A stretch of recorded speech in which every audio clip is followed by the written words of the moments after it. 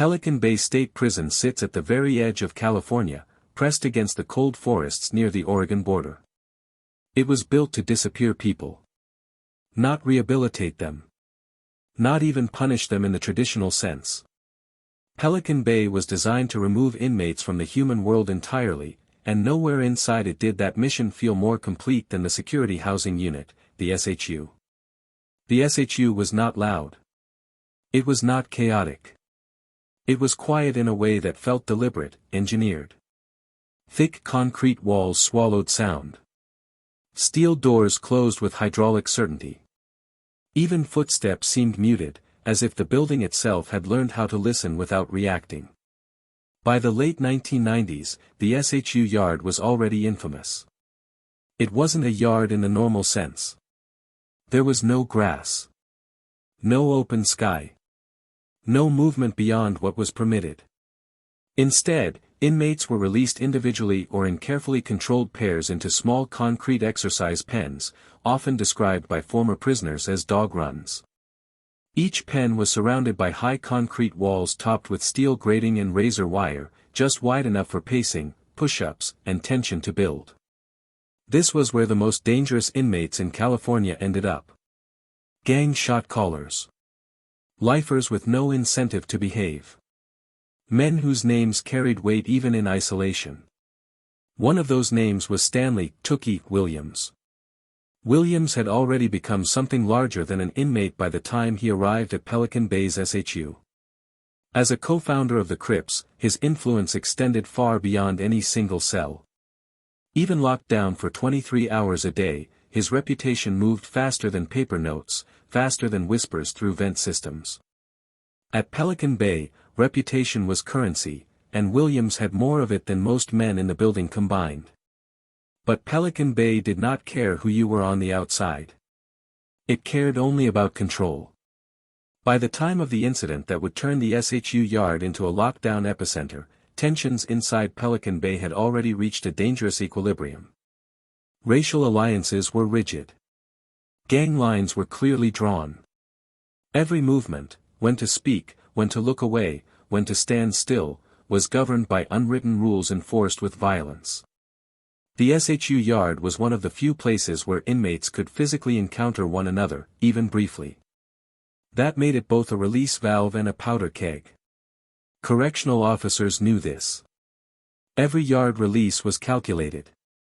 Every pairing reviewed. But intelligence inside prisons is never perfect. Notes get misread. Assumptions get made. And sometimes, the weight of a name like Tookie Williams changes how other inmates behave in ways no file can predict. On the morning of the incident, the SHU was running on routine. Cells unlocked electronically. Inmates strip-searched. Waist chains applied. Escorts silent and professional. There were no alarms. No warnings. No outward signs that anything was about to go wrong. Inside one of the exercise pens, an inmate associated with a rival power structure entered under escort. His face showed the hardened stillness common in Pelican Bay, eyes forward, jaw set, body conserving energy. He had survived long enough in the SHU to know that emotion was weakness. But survival inside Pelican Bay was never just about what you knew. It was about what others believed about you. Across the yard, in a neighboring pen, another inmate stepped out, a man whose associations tied him indirectly to Williams' influence. Whether orders were explicit or implicit would later be debated endlessly. In Pelican Bay, violence rarely required a written command. The expectation alone was often enough. Correctional officers took positions along the elevated gun rail. Rifles visible. Eyes scanning. To them, the yard looked like it always did, concrete, steel, men pacing in circles under a pale sky. But inside the pens, something had shifted. There was no shouting. No dramatic gestures. Just glances held a second too long. Body language stiffening. The kind of tension officers were trained to notice, but only if they were looking at the right man at the right moment. The SHU yard had a rule: no physical contact between inmates. Pens were supposed to prevent it. But inmates adapted. They always did. As the minutes passed, the silence grew heavier. Somewhere in the yard, a signal was given, subtle enough that only those meant to see it would understand. A shift in posture. A pause in pacing. A hand brushing concrete. This was how violence was prepared at Pelican Bay. Quietly. Patiently. The inmate in the neighboring pen moved closer to the shared barrier. His expression didn't change. That was the most dangerous part. Men who planned to survive did not advertise intent. Officers would later say it happened fast. In truth, it had been building for weeks. When the first strike came, it wasn't chaotic. It was precise. And within seconds, the SHU yard, designed to eliminate unpredictability, would prove that no amount of concrete can fully contain human violence. The lockdown that followed would ripple through Pelican Bay for months. But at that moment, standing above the yard with rifles trained downward, officers were about to witness exactly why the SHU existed, and why even it sometimes failed. This was the yard where silence was enforced. And silence was about to be broken. At Pelican Bay's security housing unit, power did not come from proximity. It came from reputation, history, and the certainty of consequences. The SHU was designed to sever communication, no physical contact, no shared cells, no casual conversation. But the designers underestimated something fundamental: influence does not require closeness. It requires belief. Stanley, Tookie, Williams had been isolated long enough that many of the men inside the SHU had never spoken to him directly. Some had never even seen him in person. It didn't matter. His presence was felt anyway. In Pelican Bay, names carried weight, and Williams' name carried the kind of gravity that bent behavior around it. Among inmates, the SHU functioned like a frozen chessboard. Everyone knew their position. Everyone knew who outranked whom. Racial lines were absolute. Gang affiliations were not debated, they were assumed, enforced, and remembered. A man's paperwork, his past yard behavior, even who he refused to speak to could define his status.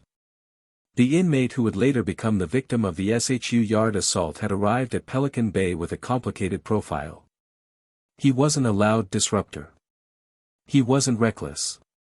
But he had history, affiliations that placed him on the wrong side of an unwritten boundary. Inside the SHU, neutrality was a myth. Silence was interpreted. Distance was judged. Even compliance could be read as defiance if it disrupted the expected order. Across the unit, the inmate linked to Williams' broader influence understood the environment perfectly. Men like him survived not by improvising, but by anticipating expectation. In Pelican Bay, nobody needed to say, "This must be handled." The assumption alone could be enough to set violence in motion. Correctional officers were aware of Williams' symbolic role, but symbols are difficult to document.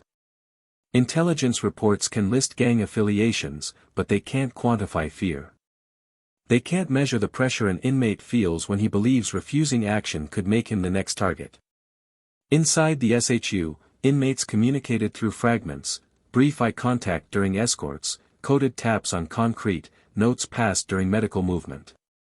Over time, these fragments built narratives. Someone was out of line. Someone was being tested. Someone's presence was unacceptable. The SHU yard amplified these narratives. When inmates were escorted into adjacent exercise pens, the separation felt artificial. You could hear breathing. You could see body language. You could study how a man carried himself under observation. This made the yard a place where hierarchies were reinforced without words. The inmate tied to Williams' orbit did not enter the yard aggressively. That would have drawn attention. Instead, he moved with controlled calm. He paced. He stretched. He watched. The victim did the same. Both men knew the rules. Both knew the consequences of breaking them.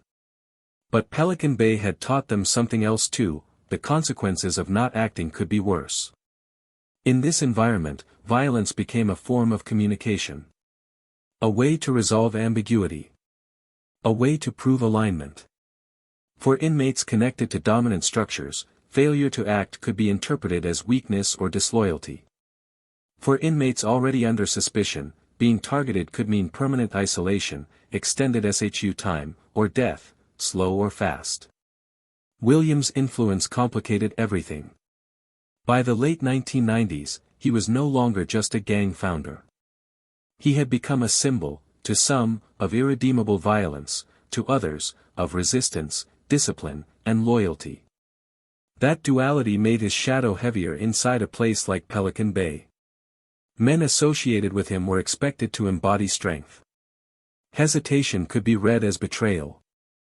Action, even extreme action, could elevate status. The correctional staff understood that certain inmates could never be safely integrated into general population. That's why Pelican Bay existed. But the SHU did not neutralize power, it compressed it. Pressure built inward, forcing inmates to act decisively when opportunities appeared. On the day of the assault, officers had reviewed the yard release list. Nothing appeared abnormal. No explicit enemies listed. No active warnings flagged. But prisons don't run on explicit threats alone. They run on anticipation, and anticipation often goes undocumented. As the two inmates occupied adjacent pens, officers focused on compliance, hands visible, no climbing, no signaling. From the gun rail, it looked controlled. Inside the pens, it felt different. The inmate associated with Williams' sphere had already made his calculation. This wasn't rage. It wasn't personal hatred. It was obligation. Inside Pelican Bay, obligation could be more dangerous than anger because it was quieter. The victim sensed it too. Years in high-security confinement sharpen instincts. He adjusted his stance. Stayed mobile. Watched reflections in concrete surfaces rather than turning his head. He knew that if something happened, it would happen fast. This was the paradox of Pelican Bay's SHU, the most violent acts were often carried out by the calmest men. As minutes passed, the yard remained silent. Officers shifted their weight. Radios crackled softly. The sky stayed gray and indifferent. Neither inmate spoke. What neither fully knew, and what officers could not see, was that the assault had already begun, not with contact, but with commitment. Once that internal line was crossed, there was no backing out. Not without consequences that would follow a man for the rest of his incarceration. The SHU had reduced life to choices measured in seconds. Act now, or live with what comes later. And in Pelican Bay, later was often worse. At Pelican Bay's security housing unit, violence rarely looked like chaos. There were no screaming crowds. No sudden riots. When it happened, it unfolded in controlled bursts, shaped by architecture, procedure, and men who understood exactly how much time they had before force arrived. The assault began without a signal most people would recognize. It started with distance closing. Inside his exercise pen, the inmate connected to Williams' broader faction stopped pacing. That alone was a change. Movement in the SHU yard was constant, pacing burned nervous energy and made guards comfortable. Stillness did the opposite. He stepped closer to the shared concrete barrier between pens. His posture changed subtly. Shoulders squared. Chin lowered. Hands relaxed instead of clenched. This was not a man losing control. This was a man preparing to act. In the adjacent pen, the target noticed the shift immediately. Years inside high-security units had trained him to recognize danger before it announced itself. He slowed his movement. Turned his body sideways, reducing exposed surface. His eyes stayed forward, but his attention narrowed. For a moment, nothing happened. From the gun rail above, officers scanned the yard in routine patterns. Rifles angled downward. Radios clipped to vests. To them, it looked like another silent SHU yard release, monotonous, controlled, predictable. Then the first move came. The attacking inmate lunged toward the barrier and reached into a gap where concrete met steel, a design seam no one outside the SHU would ever notice. In his hand was a makeshift weapon, a sharpened piece of metal no longer than a toothbrush, ground down patiently over weeks. Contraband weapons were rare in the SHU, but not impossible. Inmates adapted. Pieces came from bed frames, vents, old fixtures. What mattered wasn't size, it was intent. The first strike was fast and low, aimed through the opening at torso level. The victim reacted on instinct. He twisted away, the blade grazing fabric instead of flesh. The sound it made, metal scraping concrete, was sharp enough to cut through the yard's silence. That sound changed everything. Officers snapped to attention. One hand went to a radio. Another tightened on a rifle grip. But procedure required confirmation. A single noise wasn't enough to justify lethal force. Inside the pens, the pace accelerated. The attacker struck again, this time higher. The blade caught skin. Blood appeared immediately, dark against pale concrete. The victim stumbled backward, then surged forward, trying to stay out of reach while keeping the barrier between them. But the design worked against him. The pen was small. There was nowhere to retreat. The attacker adjusted his angle, jabbing through the gap with precision. This wasn't wild stabbing. It was targeted, ribs, shoulder, upper arm. Areas meant to incapacitate, not necessarily kill. Within seconds, the yard transformed. "Gun rail, we've got movement," an officer called out.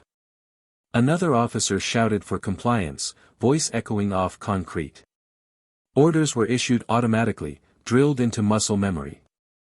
"Inmate, get down. Get down now."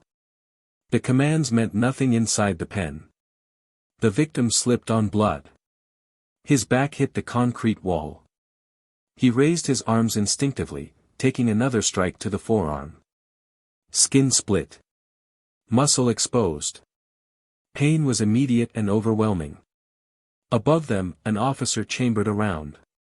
Pelican Bay policy allowed lethal force if an inmate posed an immediate threat to life and could not be stopped otherwise. But the barrier complicated everything. The attacker was technically confined. The victim was not yet motionless.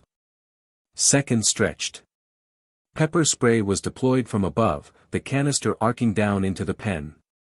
The chemical mist filled the space instantly. Both inmates coughed violently. Eyes burned. Visibility dropped to near zero. For a moment, the assault paused, not from mercy, but from necessity. The attacker stepped back, blinking through the pain, weapon still in hand. He didn't drop it. Dropping it would have meant surrendering more than the fight. The victim collapsed to one knee, gasping, blood running down his arm and pooling on the concrete. He was still conscious. Still moving. Officers shouted again. More force options were authorized. A less lethal launcher was raised, aimed carefully to avoid the head. The round struck the attacker in the thigh. He staggered, but did not fall. Pain registered, but adrenaline kept him upright. That's when the attacker made his final decision. He thrust the weapon one last time, blindly, through the barrier, a desperate, committed motion meant to end the encounter on his terms. The blade struck flesh again. This time, the victim screamed. The sound carried across the yard, bouncing off concrete, reaching officers who had heard too many versions of it before. Blood loss was now severe. The victim slumped fully to the ground, movement slowing. That was enough. A rifle cracked. The shot was not aimed to kill. It was aimed to stop. The round struck the attacker in the shoulder, spinning him sideways and knocking him to the concrete floor of his pen. The weapon clattered out of his hand. The yard froze. Smoke drifted. Pepper spray hung in the air. Radios erupted with overlapping commands. Medical staff were already running from the unit entrance. Both inmates lay motionless, separated by a wall that had failed to keep them apart. Officers kept rifles trained until restraints were applied. Extraction teams entered with shields and batons. The attacker was cuffed and dragged out, bleeding but alive. The victim was carried out on a stretcher, his face pale, eyes unfocused, blood soaking through improvised bandages. From first movement to final restraint, the entire assault lasted less than 6 minutes. 6 minutes inside a prison designed to prevent exactly this. Later reports would analyze angles, response times, weapon origin. Administrators would debate policy. But inside the SHU, inmates already understood what had happened. A message had been sent. And Pelican Bay would respond in the only language it trusted: lockdown.